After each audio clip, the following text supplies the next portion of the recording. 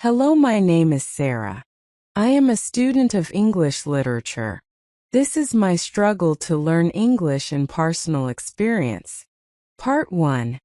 Introduction and Initial Struggles. Narrator.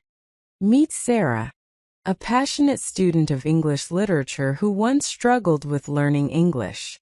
Today, she shares her journey with a friend who is facing similar challenges. Sarah. Hi, I'm Sarah.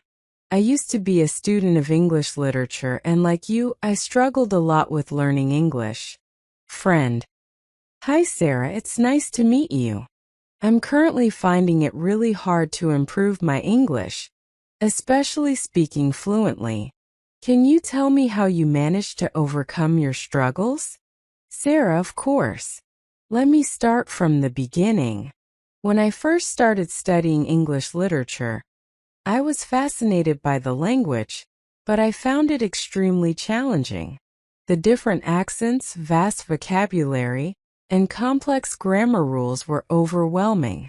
I remember feeling so frustrated and unsure of myself. Friend. That sounds exactly like what I'm experiencing. How did you start improving? Sarah. The first step for me was immersing myself in the language as much as possible. I began by listening to English podcasts and watching movies with subtitles. At first it was hard to keep up, but gradually I started understanding more. I remember the first time I watched a movie without subtitles. It felt like a huge achievement. Friend. I listen to English podcasts too, but I still find it hard to follow sometimes. Sarah.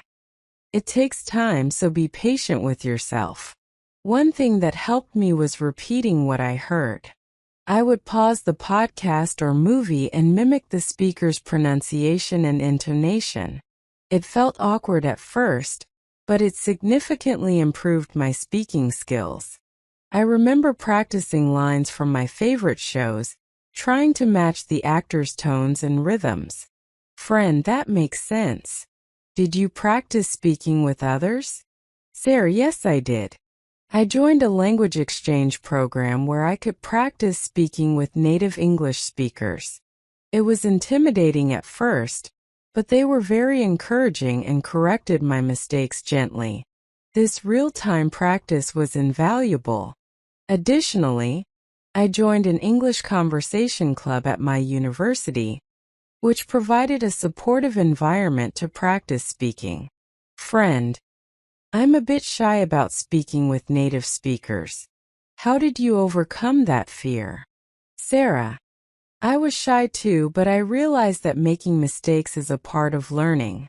Native speakers usually appreciate your effort to learn their language. To build confidence, I started with small talk, simple conversations about the weather, hobbies, or daily activities. Gradually, I moved on to more complex topics. I also found that practicing with fellow learners first made me more comfortable before speaking with native speakers. Friend. That sounds like a good approach. What about vocabulary? I often forget new words. Sarah. I use flashcards to memorize new words. I wrote the word on one side and its meaning and an example sentence on the other. Reviewing these regularly helped reinforce my memory. Additionally, reading books and articles on topics I enjoyed made learning new vocabulary more interesting and relevant. I also kept a vocabulary journal where I would jot down new words I encountered and review them periodically. Friend. Flashcards sound helpful. I should try that.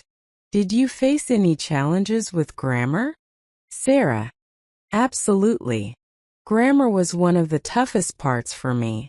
I dedicated time each day to study different grammar rules and practice writing sentences using those rules. I also used grammar apps and websites to take quizzes and tests, which helped reinforce what I learned.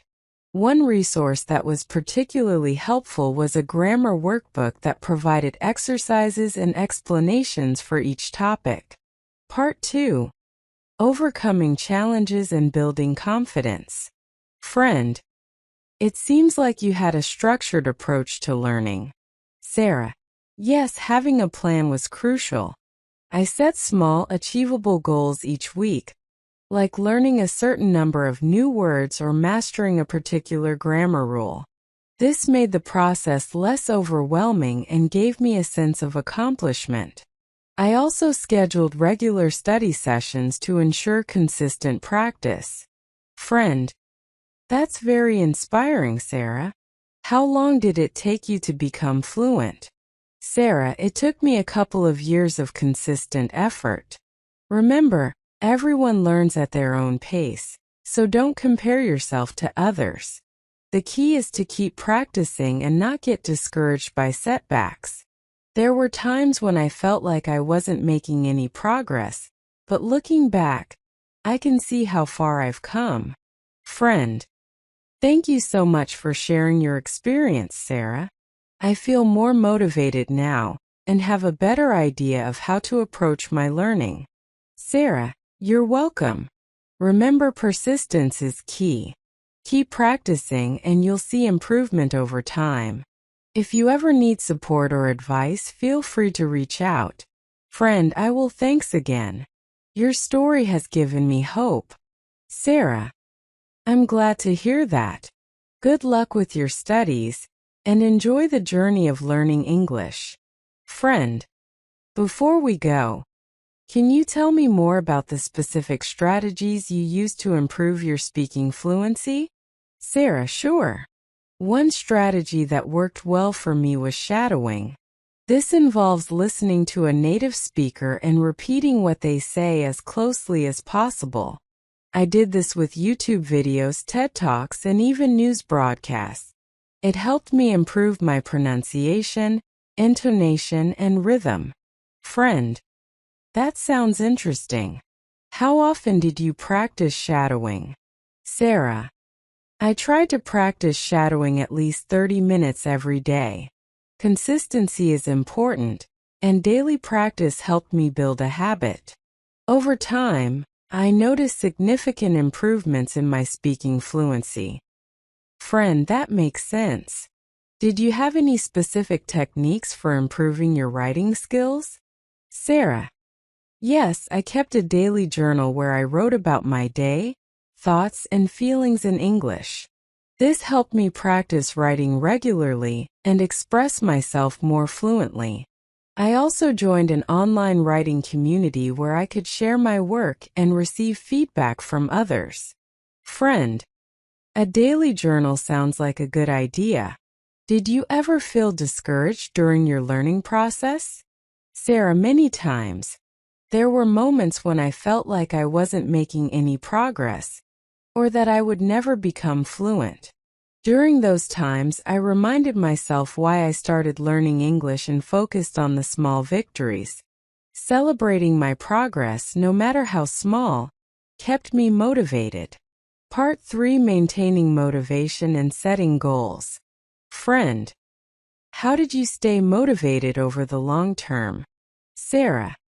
Setting realistic goals and tracking my progress helped a lot. I also found it motivating to connect with other learners who were going through the same journey. We encouraged each other and shared tips and resources. Finding a community of learners can make a big difference. Friend. I'll try to find a learning community too. Thanks for the tip. Do you have any final advice for someone like me who is just starting out? Sarah. My final advice would be to stay patient and persistent. Learning a new language is a marathon, not a sprint. There will be ups and downs, but every effort you put in brings you closer to your goal. Keep practicing, seek out opportunities to use the language, and most importantly, enjoy the process. Friend. Thank you, Sarah. Your journey is really inspiring, and your advice is very helpful. I feel much more confident about my own learning now. Sarah. I'm glad to hear that. Remember, I'm always here if you need support. Good luck and happy learning. Friend. Thanks, Sarah. I'll keep you updated on my progress. Have a great day. Sarah, you too. Take care and keep practicing. Part 4. Deep dive into practical tips and techniques. Friend. Sarah, can we delve deeper into some practical tips? For example, how did you handle idioms and expressions? They often confuse me. Sarah. Idioms and expressions can be tricky because they don't always translate directly. I created a special section in my vocabulary journal for idioms. Whenever I encountered a new idiom, I would write it down along with its meaning and an example sentence. Practicing them in context helped a lot. For example, break the ice means to start a conversation in a social setting. I would use it in a sentence like, he told a joke to break the ice at the meeting. Friend, that's a good idea. Did you use any online resources for idioms? Sarah, yes, there are many great resources online. I often use the Cambridge Dictionary and websites like the Idiom Connection. These sites provide detailed explanations and examples, which are very helpful. Also, watching TV shows and movies help me understand how idioms are used in everyday conversation. Friend, I see. What about phrasal verbs? They can be quite confusing too. Sarah, phrasal verbs are indeed tricky. They often have meanings that aren't obvious from the words themselves. I use the same strategy for phrasal verbs as I did for idioms. I dedicated a section in my vocabulary journal specifically for phrasal verbs. Each entry included the phrasal verb, its meaning, and example sentences. For instance, give up means to stop trying, so I wrote, she didn't give up even when things got tough. Friend, that sounds helpful. Did you practice using phrasal verbs in conversation? Sarah, yes, I made a conscious effort to use new phrasal verbs in my daily conversations. This helped reinforce their meanings and made them a natural part of my speech. I also found it helpful to group phrasal verbs by the main verb. For example, I would list all the phrasal verbs with get together, like get along, get by, get over, and so on. Friend, that's a good idea. I'll start grouping them too. What about pronunciation? English pronunciation can be quite challenging with all its exceptions. Sarah, pronunciation was a major challenge for me. I used several techniques to improve. One effective method was practicing minimal pairs, which are words that differ by only one sound, like ship and sheep. This helped me distinguish between similar sounds. I also used online resources like the Forvo website, where native speakers pronounce words. Listening to these pronunciations and repeating them helped me get the sounds right. Friend, minimal pairs sound interesting. How did you practice them? Additionally, recording myself and comparing my pronunciation to native speakers helped me identify areas that needed improvement. I also practiced tongue twisters to improve my articulation and speed. Friend, recording yourself sounds like a great idea. I'll try that. Did you attend any pronunciation classes? Sarah, yes, I did. Attending pronunciation workshops and classes was very beneficial. Instructors provided personalized feedback and taught specific techniques to improve articulation and intonation. These classes also provided a supportive environment to practice speaking without fear of judgment. Friend, I'll look into finding a pronunciation class. What about listening skills? Sometimes native speakers talk so fast that I can't keep up. Sarah, improving listening skills takes practice and patience. I started with slower-paced content, like beginner-level podcasts and audiobooks, gradually moving to faster speech. Using the playback speed adjustment feature on video platforms was also helpful. Slowing down the speed allowed me to catch every word and understand the speaker better. Friend, that's a good tip. Did you use any specific techniques while listening? Sarah, active listening was key. Instead of passively listening, I would take notes on key points, new vocabulary, and interesting phrases. After listening, I would summarize the content in my own words. This practice not only improved my comprehension, but also reinforced my speaking skills. I also tried to predict what the speaker would say next, which kept me engaged and improved my anticipation of common phrases and patterns. Friend, active listening sounds like it would really help. How did you deal with different accents? Sarah, exposure to various accents was crucial. I listened to content from different English-speaking countries like the UK, the US, Australia, and Canada. This helped me get used to different pronunciations and intonations. Friend, did you find any particular accent more challenging? Sarah, initially, British accents were challenging for me because of the different vowel sounds and intonation patterns compared to American English. But with regular exposure and practice, I became more comfortable.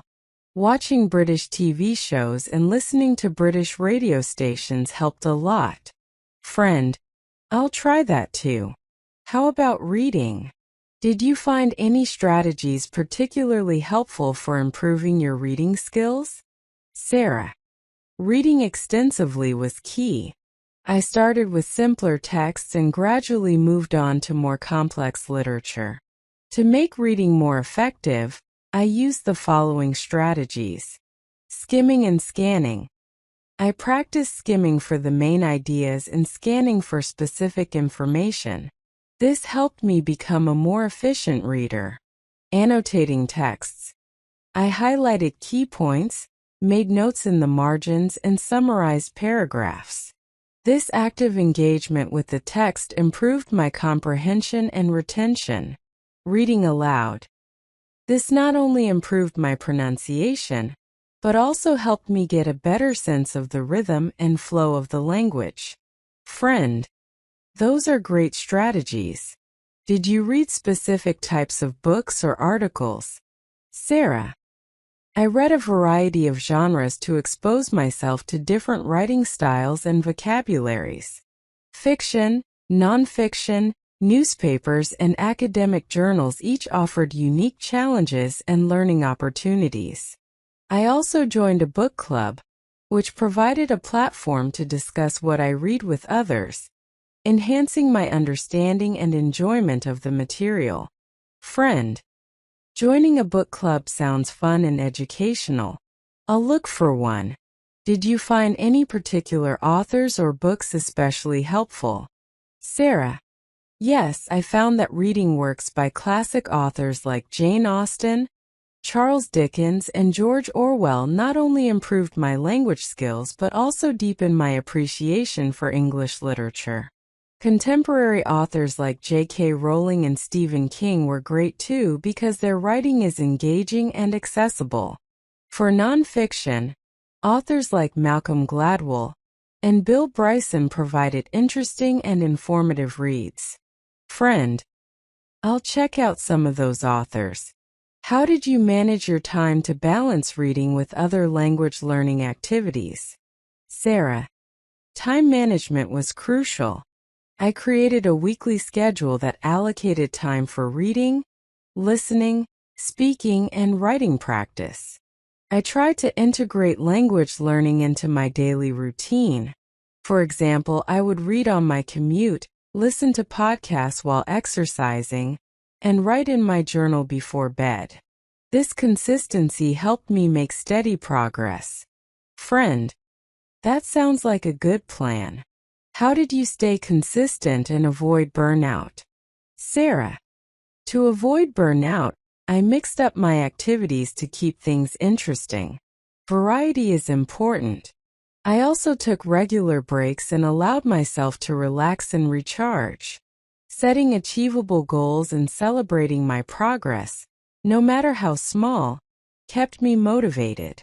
Remembering why I wanted to learn English in the first place and keeping my end goals in mind helped me stay focused. Here are some motivational lines to inspire you in your journey to speaking English fluently. Every word you speak brings you one step closer to fluency. Mistakes are proof that you're trying and learning. Confidence comes from practice, so speak boldly and often. Your dedication to learning English is your greatest strength. Fluency is a journey, not a destination. Enjoy every step. The more you speak, the more natural it will become. Believe in yourself and your ability to master English. Every conversation is an opportunity to grow and improve. Remember, even native speakers were once beginners. Your hard work and persistence will pay off. Keep going.